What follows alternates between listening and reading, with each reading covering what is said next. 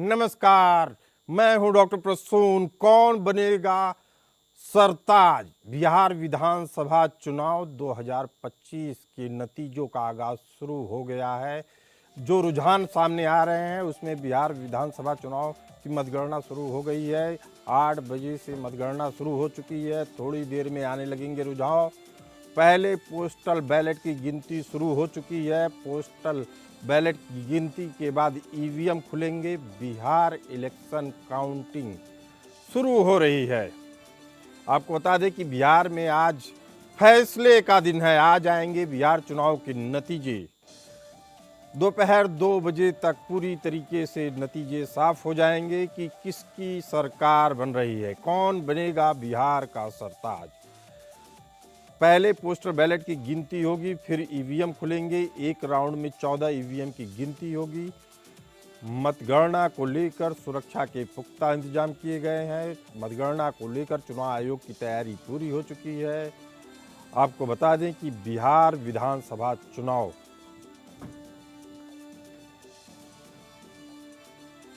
बिहार विधानसभा चुनाव 2025 का परिणाम आज आने वाला है। सभी 38 जिलों में मतगणना होगी। शाम तक परिणाम आ जाएंगे। बिहार विधानसभा चुनाव 2025 का परिणाम आज सुबह 9 बजे के करीब आने लगेगा। उसके रुझान आने लगेंगे। 8 बजे से मतगणना शुरू हो गई है। पहले पोस्टल बैलेट की गिनती कर परिणाम बताए जाएंगे। उसके बाद ईवीएम खोले जाएंगे। हर विधानसभा के लिए यही शेड्यूल है। मतगणना को लेकर सभी जिलों में तैयारियां पूरी कर ली गई हैं। मतगणना केंद्रों पर सुरक्षा के पुख्ता इंतजाम किए गए हैं। मुख्य चुनाव अधिकारी विनोद सिंह गुंजियाल ने 38 जिलों के डीएम के साथ मतगणना की समीक्षा की।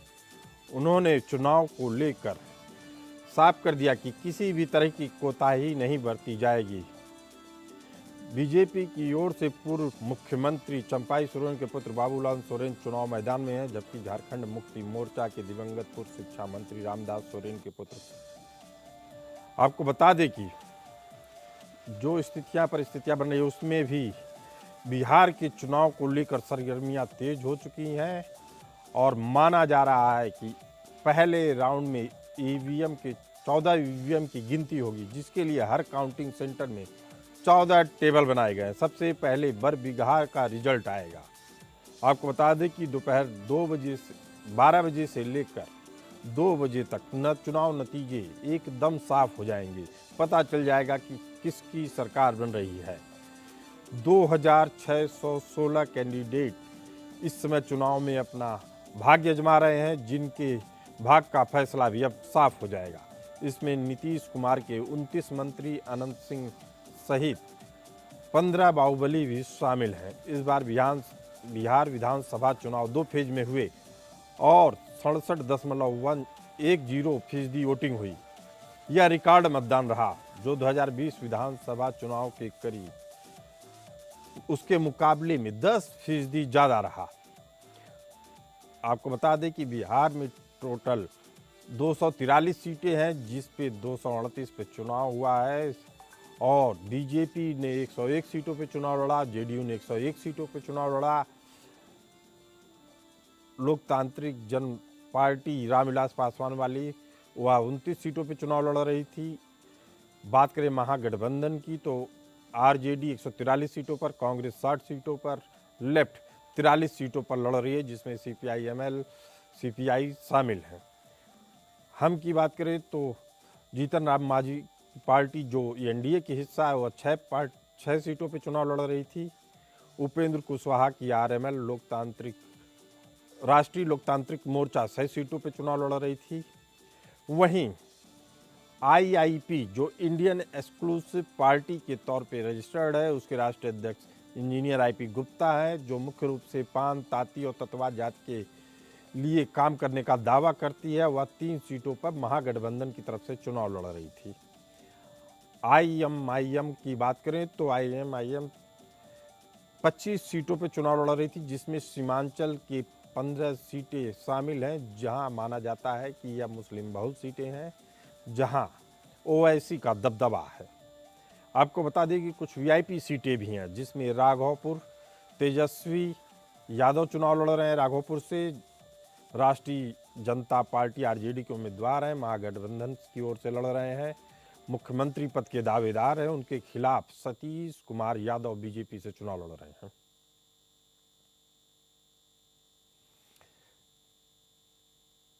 तारापुर से सम्राट चौधरी बीजेपी से चुनाव लड़ रहे हैं। अरुण शाह आरजेडी से चुनाव लड़ रहे हैं। तारापुर सीट वीआईपी सीट मानी जा रही है, जहां बीजेपी के दिग्गज नेता सम्राट चौधरी लड़ रहे हैं।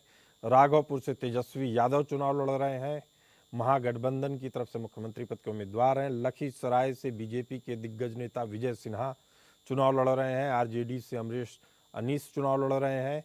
हसनपुर से तेज प्रताप यादव राष्ट्रीय जनता दल के उम्मीदवार के तौर पर लड़ रहे हैं, हालांकि वह उनकी स्थिति अभी निर्दलीय है। छपरा से खेसारी लाल लड़ रहे हैं आरजेडी की तरफ से, वहीं उनके खिलाफ बीजेपी से छोटी कुमारी लड़ रही हैं। मैथिली ठाकुर बीजेपी उम्मीदवार अलीनगर से अपना भाग्य आजमा रही हैं, जो लोक गायिका हैं। उनके खिलाफ आरजेडी उम्मीदवार विनोद मिश्रा हैं। गौरा बहराम सीट भी काफ़ी चर्चित सीटों में से गिनी जा रही है, जिसमें संतोष साहनी मुकेश साहनी के भाई हैं, वह चुनाव लड़ रहे थे। इनके खिलाफ आरजेडी उम्मीदवार अफजल अली खान अपना भाग्य आजमा रहे हैं। इन दोनों सीटों पे महागठबंधन में समझौता नहीं हुआ था, दोनों ही चुनाव लड़ रहे हैं। ऐसे ही 20वीं सीट की बात की जाए तो हरिभूषण ठाकुर बचौल से बीजेपी उम्मीदवार हैं। दरभंगा ग्रामीण से ललित कुमार यादव आरजेडी के उम्मीदवार हैं। ये वीआईपी सीटें हैं जिस पे तमाम नेता अपने भाग्य को आजमा रहे हैं। आपको बता दें कि बिहार विधानसभा चुनाव परिणाम अब कुछ ही देर में सबके सामने आ जाएंगे और उसके बाद से लोगों की दिलचस्पी बढ़ जाएगी कि कौन कहां से चुनाव जीत रहा है, कहां से हार रहा है। और ये परिस्थितियां बता देंगी कि बिहार का सरताज कौन होगा, किसके सिर पे बिहार का ताज आएगा। आपको बता दें कि पूरा जो चुनाव हो रहा है उसमें महिला वोटरों की भी भूमिका बेहद अहम साबित होने वाली है। आपको बता दें कि जिस तरीके से इस बार रिकॉर्ड तोड़ मतदान हुआ, 67%, पहले चरण में 65%, दूसरे चरण में 69% वोटिंग हुई है, जिसके बाद साफ है कि इस चुनाव में महिलाओं की भूमिका अहम है। आपको बता दें कि आने वाले समय में बिहार की राजनीति में महिलाओं का दबदबा लगातार बढ़ेगा।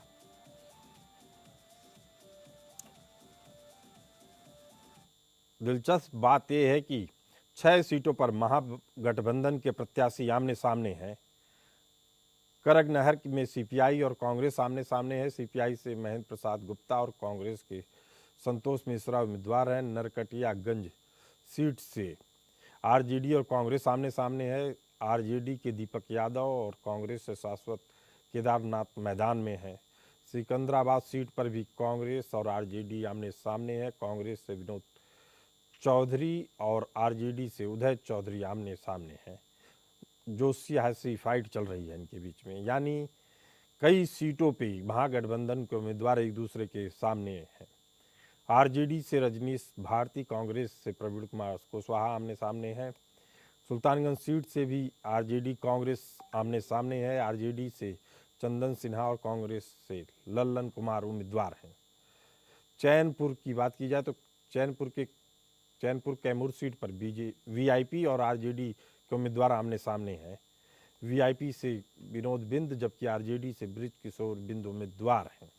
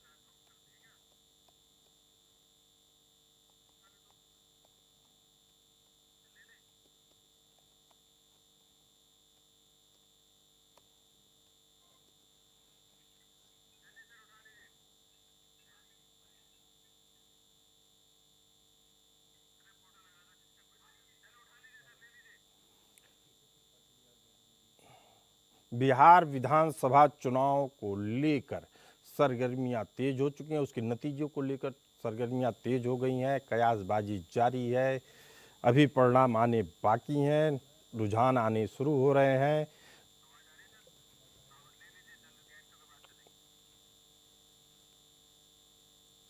इस पूरे मुद्दे पर चर्चा करने के लिए हमारे साथ मौजूद हैं रविशंकर जी आरजेडी प्रवक्ता, शांत प्रकाश जाटव जी बीजेपी प्रवक्ता, शरीफ रंगरेज कांग्रेस प्रवक्ता, संगीता सिंह जी बीजेपी प्रवक्ता। आप सभी मेहमानों का बहुत बहुत स्वागत है। शांत प्रकाश जाटव जी, पहली टिप्पणी रुझान के समय जी। जी नमस्कार। आज बहुत अच्छा दिन है, शुरुआत भी अच्छी हुई है। और आज जो बिहार में चुनाव हुआ उसका परिणाम जाहिर सी बात है बिहार फिर खूबसूरत बिहार बनने की ओर है। और रुझान मैं देख रहा हूँ जिस तरीके से 7 रुझान आए हैं उनमें हमें बहुत अच्छा सपोर्ट मिल रहा है। बेशक से शुरुआती रुझान है मगर सपोर्ट जिस तरीके से मिल रहा है तो मुझे लगता है कि बिहार जो है वो अभी विकास की राह पर है। और जो विकास में विनाश के बीज बोने के प्रयास कर रहे थे लोग, उनको वहां की जनता कहीं किसी भी सूरत में स्वीकार नहीं कर रही है। शांत प्रकाश जाटव जी, और 7 सीटों के नतीजे चलो, जो रुझान सामने आ रहे हैं उसमें से बड़ी बातें आपकी दिख रही आवाज है। नहीं आ रही, बहुत कम आ रही है। शांत प्रकाश जाटव जी, मैं ये कह रहा हूं कि जो रुझान सामने आ रहे हैं उसमें 5 बीजेपी आगे है, इसमें कोई विवाद नहीं आपकी है। आवाज भाई साहब बहुत कम आ रही है, सुनाई नहीं दे रहा मुझे कुछ। मैं दोबारा कनेक्ट करने की कोशिश करूंगा। हमारे साथ रविशंकर जी हैं, प्रवक्ता आरजेडी। रविशंकर जी, जो नतीजे अब आ रहे हैं, जेडीयू को 2 सीटें, बीजेपी को 5 सीटें, और सबसे बड़ी बात प्रशांत किशोर की जन सुराज पार्टी को 2 सीटें मिलती हुई दिख रही हैं शुरुआती नतीजों में। ये आपके लिए कितना बड़ा झटका है जी?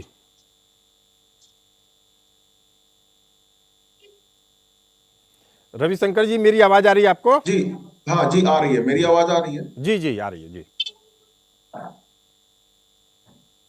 जी मेरी आवाज आ रही है आपको? आपकी आवाज आ रही है जी। आपसे मैं पूछ रहा हूं कि प्रशांत किशोर की पार्टी भी 2 सीटों पे आगे दिख रही है, महागठबंधन 4 सीटों पे आगे दिख रहा है, बीजेपी और जेडीयू 7 सीटों पे आगे दिख रहे हैं। ऐसे में आपकी पहली टिप्पणी जी। जी मुझे लगता है कि अभी मतगणना शुरू ही हुआ है। जी और ये अभी इस वक्त अभी थोड़ी काउंटिंग हो जाए तो एक स्थिति ज्यादा स्पष्ट होगी। मुझे लगता है कि 1-2 घंटे और उसके बाद हम इस स्थिति में रविशंकर जी, होंगे कि मेरा कुछ। बस ये समझना है कि जिस पार्टी को जी आप लोगों ने सिरे से खारिज कर दिया था, जन सुराज पार्टी, जिसको महागठबंधन ने भी खारिज कर दिया था और एनडीए ने भी खारिज कर दिया था, वो पहले ही 10 सीटों में 2 सीटों पे आगे दिख रही है। तो ऐसे में ये क्या नतीजे बता रहे हैं जी? मतलब रुझान क्या बता रहे हैं? नहीं, देखिए, जो एग्जिट पोल के जो नतीजे दिखाए जा रहे थे उसमें कुछ सीटें तो उनको दी जा रही थी। हालांकि एग्जिट पोल को लेके भी सब लोग आश्वस्त नहीं थे कि भाई उन्होंने किस तरीके से ये किया है, उनका सैंपल साइज क्या था, क्या मेथड उन्होंने अडॉप्ट किए थे, error of margin of error क्या रखा। तो इस स्थिति में लेकिन कुछ सीटें जन स्वराज को दी जा रही थी। और मुझे लगता है कि उसी का ये रिफ्लेक्शन है। और बहुत ज्यादा सीटें तो नहीं आनी चाहिए, 2 से 5 सीटें 6 सीटें तो दिखाई ही जा रही थी।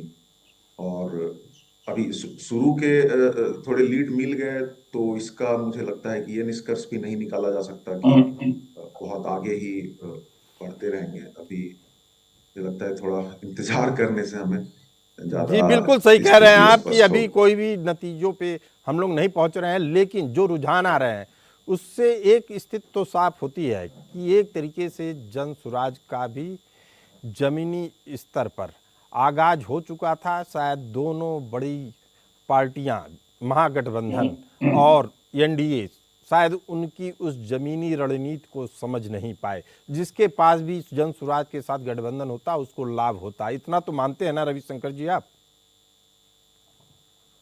नहीं, देखिए, जन स्वराज अपने 2 साल से वो पद यात्राएं प्रशांत किशोर जी और ये सब तो कर ही रहे थे बिहार में।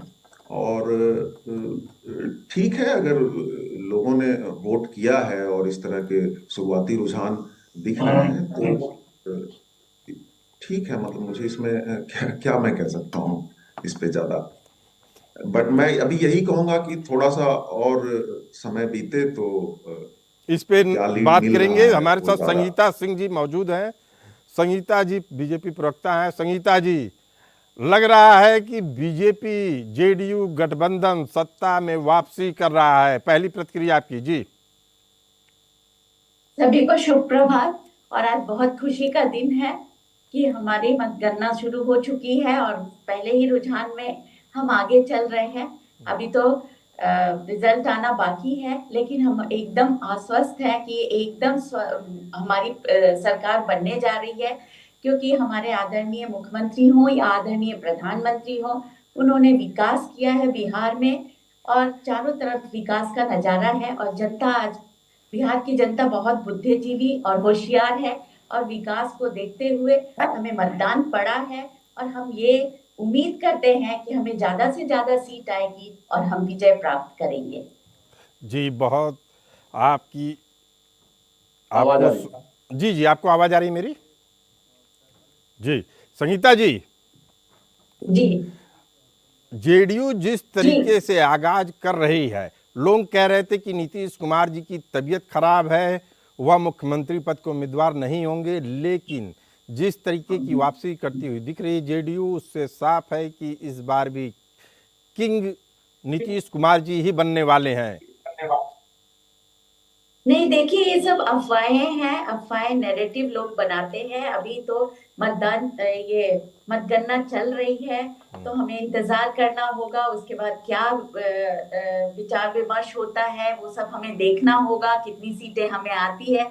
अभी से ये घोषणा कर देना कि ये उप मुख्यमंत्री बनेंगे, ये मुख्यमंत्री बनेंगे, ये हम मुझे नहीं लगता है ये उचित होगा। हम लोग आदरणीय नीतीश कुमार जी के नेतृत्व में चुनाव लड़े हैं, उन्हीं को अपना नेता बनाए हैं। आगे देखें क्या होता है। आपकी पार्टी की ओर से आपकी आवाज बहुत धीरे आ रही है। संगीता जी, जिस तरीके से चुनाव आपकी पार्टी ने लड़ा, आपको क्या लगता है चेहरे महत्वपूर्ण थे या मुद्दे? जी देखिए, चेहरा और मुद्दा महत्वपूर्ण था। मैं समझती हूँ, मेरे अनुसार तो मुद्दा महत्वपूर्ण था। और क्योंकि आदरणीय नीतीश जी ने और आदरणीय मुख्यमंत्री जी के नेतृत्व में, आदरणीय नीतीश जी के नेतृत्व में चुनाव लड़ा गया था और हमने विकास किया था बिहार में 20 सालों, क्योंकि 15 साल का वो जंगल राज अभी तक लोगों को याद है और 15 साल में इन्होंने बिहार को एकदम विनाश कर दिया था। तो फेज बाय फेज हमारे आदरणीय मुख्यमंत्री जी हो या आदरणीय प्रधानमंत्री जी हो, उनके सहयोग से बिहार आगे बढ़ रहा था। बहुत परिवर्तन आया बिहार में, बिहार बदल रहा है, लोगों ने ये देखा, इसलिए लोगों ने ज्यादातर हमारे को मतदान दिया है। और मैं समझती हूँ कि हम लोग पूर्ण बहुमत से आने वाले हैं। जिस तरह से रुझान मिल रहे हैं, अभी समय है, हमें इंतजार करना होगा। और लेकिन हमारे में कॉन्फिडेंस है कि हमने लोगों के लिए काम किया है, जनता के हित में काम किया है हमारी पार्टी ने, तो हमें अच्छा मतलब अच्छा बहुमत मिलेगा। हम लोग अच्छे बहुमत से आने वाले हैं सरकार में। कांग्रेस प्रवक्ता शरीफ रंगरेज जी हमारे साथ मौजूद हैं। शरीफ जी, अभी जो रुझान सामने आ रहे हैं उसमें लग रहा है कि बाकी किसी को फायदा हो रहा हो या ना हो रहा हो, लेकिन नुकसान तो कांग्रेस को कई बार की तरीके से इस बार भी हो रहा है। पहली प्रतिक्रिया आपकी। जी नमस्कार। देखिए, अभी तो रुझान आना स्टार्ट ही हुआ है। अभी 1 घंटा और आप बर्दाश्त कीजिए, उसके बाद हम खुद आप देखिएगा रुझान में किसकी बढ़त आगे है, किसकी बढ़त पीछे है। तारापुर तो कुछ सीट से टिप्पणी बीजेपी करना के सम्राट चौधरी आगे चल रहे हैं, जेडीयू उम्मीदवार अनंत सिंह मोकामा सीट से आगे चल रहे हैं। कई ऐसी वीआईपी सीटें हैं जिसमें दिग्गज उम्मीदवार सबके सब अपनी अपनी सीटों से आगे दिख रहे हैं। एनडीए 27 सीटों पे आगे दिख रही है रुझान में और महागठबंधन 13 सीटों पे आगे है। आपको बता दें प्रशांत किशोर की पार्टी भी 2 सीटों पे आगे है, जिसमें से एक मनीष कश्यप वाला सीट है जिस पे जन स्वराज पार्टी यानी प्रशांत किशोर की पार्टी आगे चल रही है। जी, इस पे प्रतिक्रिया आपकी जानना चाहेंगे कि जन स्वराज किसके दम पर आगे बढ़ा, क्या रणनीति थी, क्या मुद्दे थे जिसको आपकी पार्टी आकलन कर रही है। जी, आपकी आवाज मुझे आ ही नहीं रही। शरीफ जी, आपकी मैं आवाज नहीं पूछ आ रहा रही हूं कि जन स्वराज जैसी नई नवेली पार्टी भी सर। बिहार। आपकी आवाज नहीं आ रही, एकदम धीमी आवाज आ रही है, आवाज नहीं आ रही थी। दोबारा हम कनेक्ट करने की कोशिश करते हैं। शांत प्रकाश जाटव जी, मेरी आवाज आ रही है आपको? हाँ जी, आ रही है जी, आपके लिए तो अच्छी खबर आ रही है। जो रुझान आ रहे हैं उसमें साफ है कि 50 विधानसभा की जो सीटों के रुझान आ रहे हैं उसमें से 29 सीटों पर एनडीए आगे है और महागठबंधन 17 सीटों पे। आपकी प्रतिक्रिया जानना चाहते हैं, क्या ये सुशासन का कमाल है, नीतीश कुमार जी का कमाल है, या मोदी, योगी और इस तरह के फायर ब्रांड नेताओं का? जी, देखिए, इस चीज को बहुत अच्छी तरह हमें समझना होगा कि हम किसी व्यक्ति के साथ नहीं, अपने विचार के साथ में, पार्टी की विचारधारा के साथ में, हमारे जो एनडीए समूह है, घटक है, उसके विचार के साथ में हम चुनाव लड़ते हैं और जहां पर हम काम कर रहे हैं वहां पर बेहतरीन उसके परिणाम मिलते हैं। विकास हमारा जो है मूल उद्देश्य है, इस देश को विकसित करना, और उसमें हम जिस तरीके से काम कर रहे हैं, जिन जिन राज्यों में हमारी सरकारें, अमूमन राज्यों में हमारी सरकारें रिपीट होती हैं, और वही स्थिति हम बिहार में भी देख रहे हैं। बिहार में हम रिपीट करने जा रहे हैं क्योंकि हमने बिहार को बदहाली से बाहर निकाला। एक दौर था जिस वक्त में बिहार में जिस तरीके से गुंडा तत्व वहां पर काबिज थे, उस कारण से किसी भी प्रकार से वहां पर जो है ना विकास नहीं हो पा रहा था। किस तरह अपहरण होते थे, फिरौतियां होती थी, सरकारी नौकरी के लिए किस तरीके से जमीनें निकाली जाती थी, ये सब चीजें हम लोगों ने, वहां की जनता ने देखा। जी, मैं आपको बताऊं, जिस वक्त हम कभी ट्रेन से बिहार की तरफ निकलते थे और रास्ते में मालूम पड़ता था कि जो है बिहार आ रहा है, और सब अपने अपने शांत प्रकाश जाटव जी, सावधान हो आपको जाए, रुकना चाहेंगे। और किस प्रकार की भी कोई घटना हो सकती है। हमारे संवाददाता राम तो किशन जी ऐसी स्थिति राघवपुर आज से, जो है जहां से बिहार में तेजस्वी यादव जी चुनावी मैदान में है, जाहिर है सीट हाई प्रोफाइल है, वहां मतगणना की ताजा स्थिति क्या है? राम किशन जी। यादव राघोपुर विधानसभा क्षेत्र से चुनाव लड़ रहे हैं। हम इस समय मौजूद हैं, सुबह 8 बजे से काउंटिंग शुरू है, लगातार काउंटिंग जारी है, आगे की अपडेट देते रहेंगे। इस विधानसभा से यानी राघोपुर विधानसभा से तेजस्वी यादव उम्मीदवार है, उनके सामने एनडीए के उम्मीदवार सतीश कुमार हैं। यही विधानसभा की बात करें, विकास को लेकर बात करें तो लालू प्रसाद 3 बार विधायक रहे हैं और 2 बार तेजस्वी यादव रहे हैं। वही जनता का कहना, जिस तरह से विकास हुआ, अगर सत्ता में फिर आते हैं तो विकास को लेकर एक बहुत अच्छा समय है, इसलिए सभी लोग आस लगाए हैं। तो इस बार अगर सरकार की तरफ बनती है, लालू की बनती है, तो एक बार विकास बिहार में फिर दिखने को मिलेगा। बिहार के तारापुर से हमारे संवाददाता योगेश सेमवाल जी जुड़ गए हैं। योगेश, तारापुर से उप मुख्यमंत्री सम्राट चौधरी के विधानसभा क्षेत्र में मौजूद हैं। एनडीए के प्रत्याशी हैं सम्राट चौधरी, जो उप मुख्यमंत्री रह चुके हैं। यहाँ काउंटिंग कैसी चल रही है योगेश सेमवाल जी?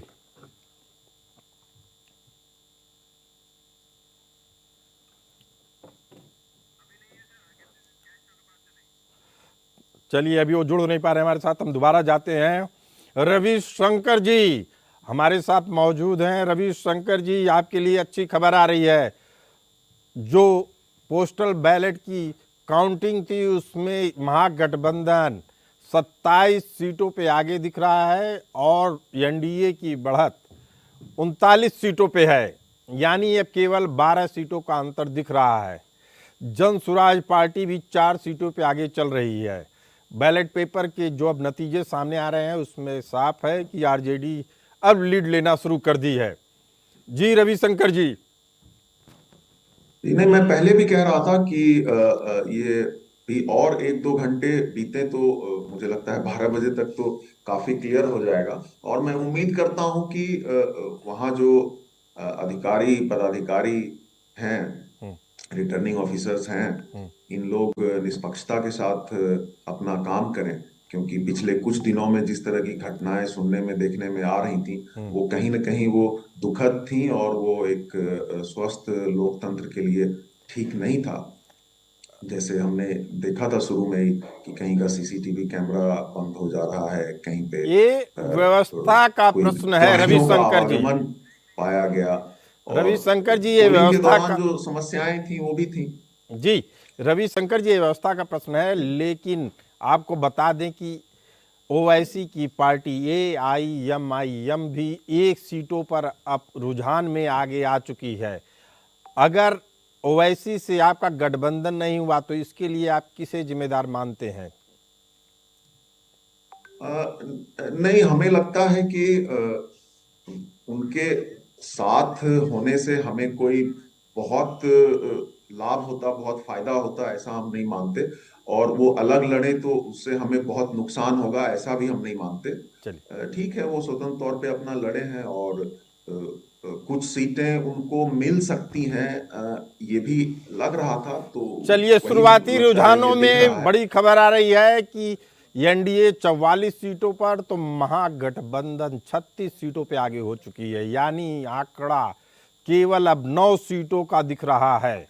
बिहार विधानसभा के रुझान सामने आ रहे हैं। रुझानों में एनडीए यानी बीजेपी जेडीयू गठबंधन आगे है। अब तक 90 से ज़्यादा सीटों के रुझान सामने आए हैं। पोस्टल बैलेट में एनडीए को बहुमत मिलता दिख रहा है। पोस्टल बैलेट की बात कर रहे हैं, एनडीए को बहुमत मिलता दिख रहा है। बांकीपुर से बीजेपी के नितिन नवीन आगे हैं, अलीनगर से मैथिली ठाकुर आगे हैं, सिवान से मंगल पांडे जो स्वास्थ्य मंत्री रह चुके हैं बिहार के वह आगे हैं, तेजस्वी यादव भी अपनी राघोपुर सीट से आगे हैं। तमाम सीटों के नतीजे सामने आने लगे हैं और जिस तरीके के नतीजे आ रहे हैं उससे साफ है कि बीजेपी को, जेडीयू को, इस एनडीए गठबंधन को बिहार की सत्ता की चाबी दोबारा तिबारा चौबारा मिलने जा रही है। लगातार बीजेपी जेडीयू गठबंधन लीड बनाए हुए है। आपको बता दें कि जो अब नतीजे सामने आ रहे हैं उसमें उससे साफ है कि आने वाले कुछ ही समय में यह साफ हो जाएगा कि बिहार के सत्ता की चाबी किसके पास है।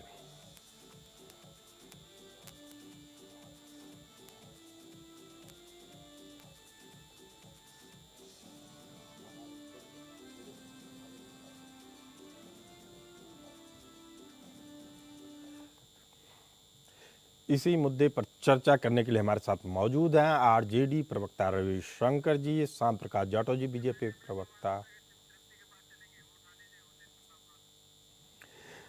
तो अभी इससे पहले खबर आ रही है कि लालू यादव के बड़े बेटे तेज प्रताप यादव की नई पार्टी जनशक्ति जनता दल बनाकर महुआ सीट से चुनावी मैदान में है। अब मतगणना शुरू हो गई है तो हमारी संवाददाता तृप्ति वहां मौजूद है। तृप्ति बताइए वहां का क्या माहौल है, क्या निष्कर्ष आ रहा है सामने? जी, महुआ सीट की बात की जाए तो इस वक्त मतगणना सुबह 8 बजे से जहां जारी है, वहां की स्थिति क्या है अगर इसकी बात करें तो जैसा कि आपको पता है महुआ सीट में इस बार जो है सो त्रिकोणीय मुकाबला देखने को मिल रहा है।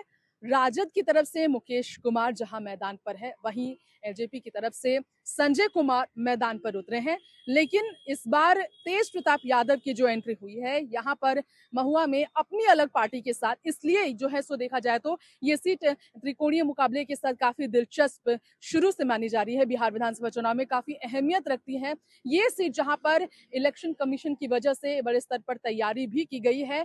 चूंकि मुस्लिम, यादव और अन्य पिछड़े वर्ग का यहाँ पर काफी ज्यादा यहाँ के भविष्य में निर्णायक, यहाँ पर भविष्य में यहाँ पर फैसला माना जाता है।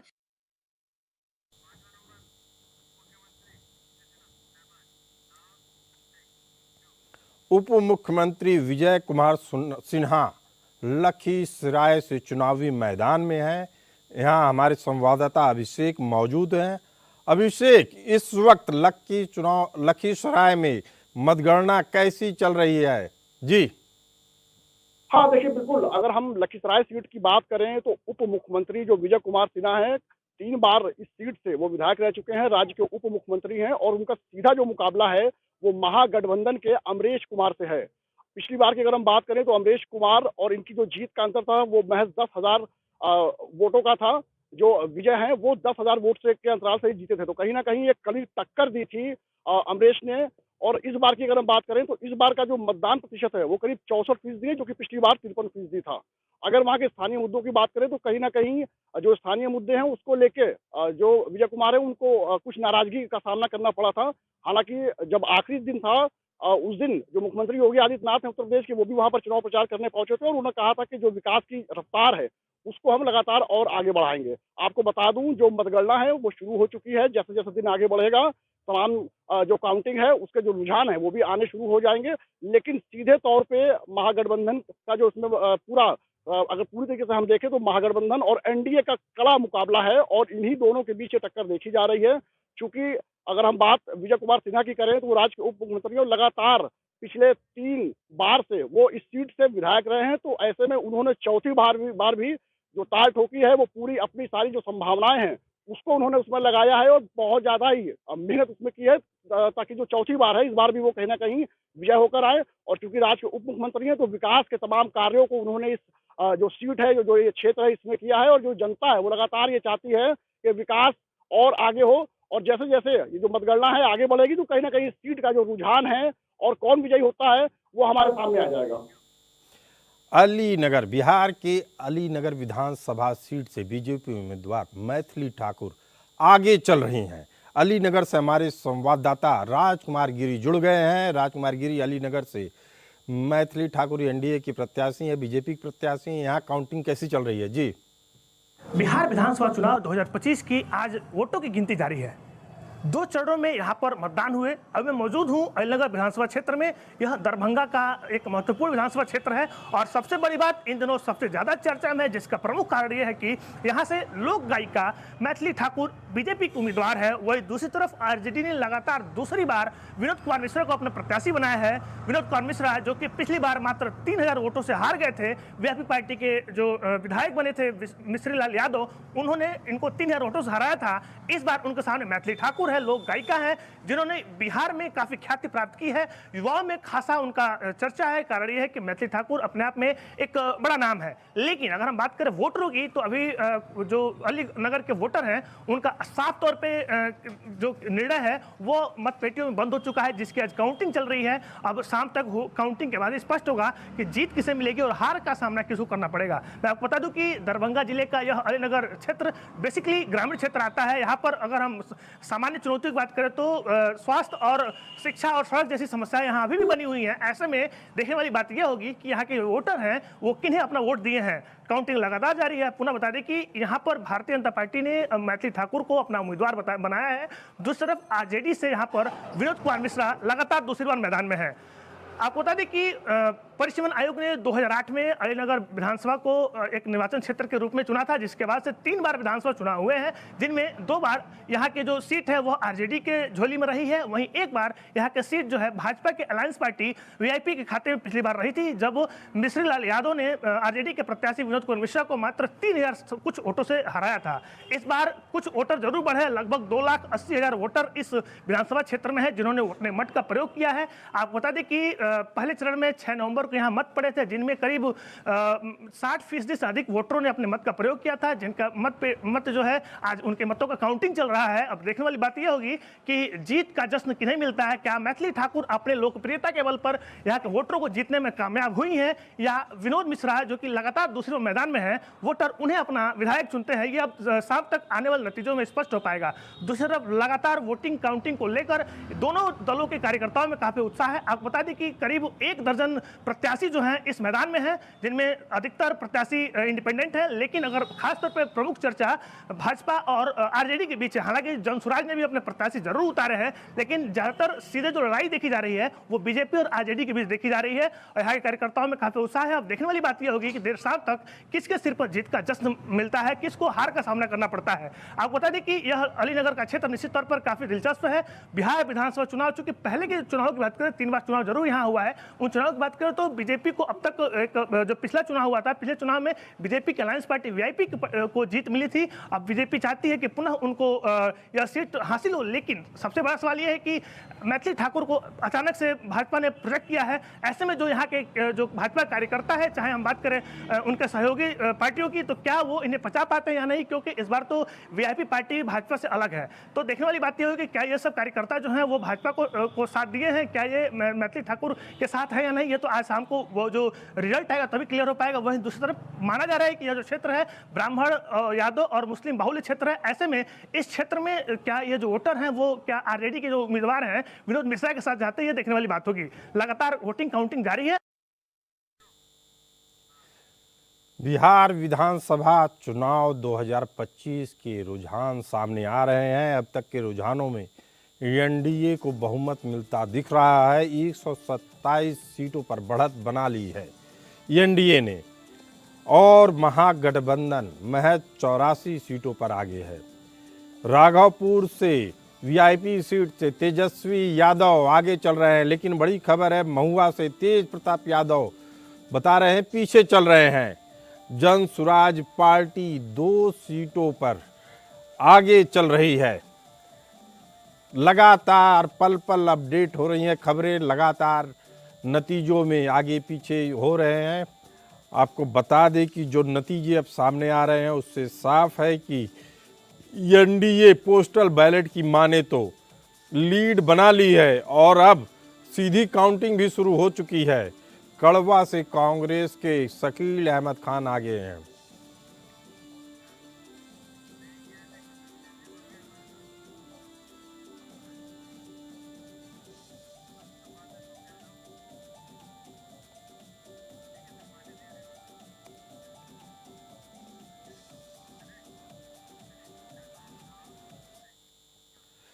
पूरे मामले पर बात करने के लिए हमारे साथ मौजूद है प्रोफेसर भीमसेन सिंह जी, राजनीतिक विश्लेषक हैं। प्रोफेसर भीमसेन जी, पहला सवाल आपसे, जो अब नतीजे आ रहे हैं, रुझान आ रहे हैं, उससे आपको क्या लग रहा है? यही सही तस्वीर है? 2 बजे तक भी यही तस्वीर रहेगी या इसमें कुछ ऊपर नीचे होगा? जी, तस्वीर एकदम नहीं रहेगी, बल्कि मुझे तो ये लगता है कि मेजॉरिटी और अधिक होगी।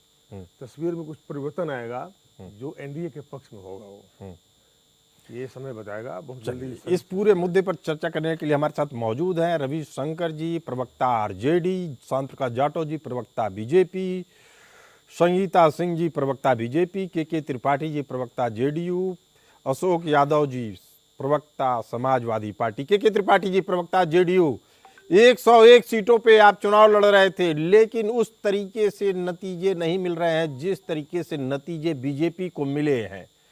इसे आप किस तरीके से देखते हैं? हालांकि सत्ता की चाबी आपके और बीजेपी के हाथ में ही है। जी देखिए, अभी तो बहुत जल्दबाजी में कोई चीज कहना उचित नहीं है। जी, हमारी सीटें जो हम एक्सपेक्ट कर रहे हैं वो करीब 70 से ऊपर रहेंगी। तो अभी तो बहुत जल्दबाजी है और जो बिहार की राजनीति को हमने एक दिशा, चाहे वो जंगल राज से बाहर निकालने का काम किया, 2005 से हमने उसको बाहर निकालने का काम किया, विकास के रास्ते पर ले आए, महिलाओं का सशक्तिकरण और वहां का जो कानून व्यवस्था थी वो जो बहुत बड़ा मुद्दा था, उस मुद्दे को हमने सॉर्ट आउट किया और जिसका ये नतीजा है कि 20 वर्षों से माननीय नीतीश कुमार को इसका जनादेश वहां बिहार की जनता दे रही है। बहुत और अच्छी लगभग बात है, 20 सत्ता की चाबी अरे आपके बना हाथ है। मिल रही है। लेकिन संगीता सिंह है प्रवक्ता बीजेपी।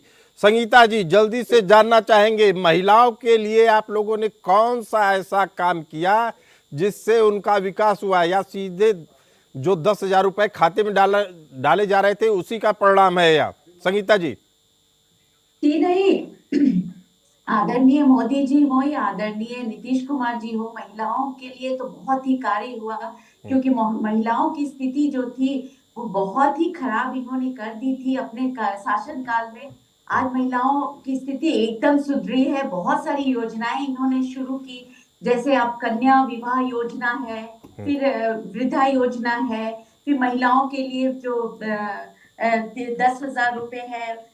मतलब बहुत सारी ऐसी योजनाएं हैं जिनसे इनको बहुत ही सहायता मिली। और वो सबसे बड़ी बात है कि लॉ एंड ऑर्डर, महिलाओं की स्थिति सुधरी हुई, लॉ कानून व्यवस्था जो है इतनी अच्छी हो गई, जिसके कारण महिलाएं आज आराम से घरों से बाहर निकलती हैं, अपना कार्य एक बड़ी करती अपडेट हैं। आ रही है, और महुआ से तेज प्रताप यादव दोबारा आगे चल रहे हैं, यह खबर आ रही है। रविशंकर जी, आरजेडी 143 सीटों पे आपने चुनाव लड़ा, जबकि अभी जो संकेत मिल रहे हैं, रुझान मिल रहे हैं, उसमें केवल महज 45 सीटों पे आरजेडी आगे है। इसे आप किस तरीके से देखते हैं? जी ये जो जो लीड कितने वोटों से जो दल लीड कर रहे हैं, जी एनडीए के घटक दल, वो किन किन सीटों पे कितने वोटों से लीड कर रहे हैं, ये आंकड़ा तो अभी है नहीं है हमारे पास यहाँ पे। जी तो अगर वो होता तो थोड़ा सा हम बेहतर तरीके से मुझे लग रहा है बात कि कर ये पाते। आंकड़े सोशल मीडिया पे, जो चुनाव आयोग की वेबसाइट है उस पे भी, तमाम न्यूज चैनलों के उस पे सीट वार दिए गए हैं। जो वीआईपी सीटें हैं जिनके हाँ, बारे नहीं, में मैं अभी तो जिन सीटों के बारे में हाँ, हम अभी तो बता रहे आपके साथ हैं, जुड़े हुए हैं तो जी जी फॉलो नहीं कर पा फॉलो रहे। नहीं कर पा रहे, लेकिन उससे साफ है हाँ, कि जिस तरह की उम्मीद आरजेडी से की जा रही थी, बिहार की जनता कर रही थी, या बिहार के समर्थक आरजेडी समर्थक कर रहे थे, उस तरीके के परिणाम नहीं आ रहे। इतना तो आप मानेंगे?